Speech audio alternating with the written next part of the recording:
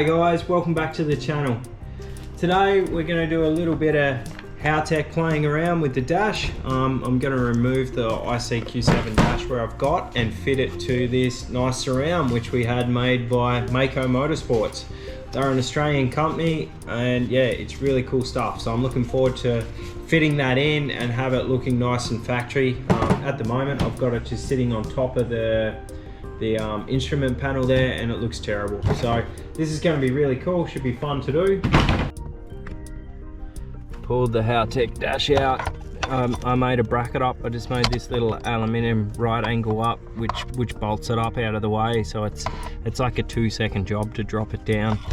Haltech do a really neat product. There was a little bit on the tuning side I was disappointed with those guys, but they make it up for like they market it and their customer service is awesome, and they make it up in their product quality. Like, it's Australian, it's awesome stuff. I've gone through and redid all the connectors. That's my fuel pump pickup for the second fuel pump, which we're not even using. I dare say we will use that when we go for the 600 horsepower mark.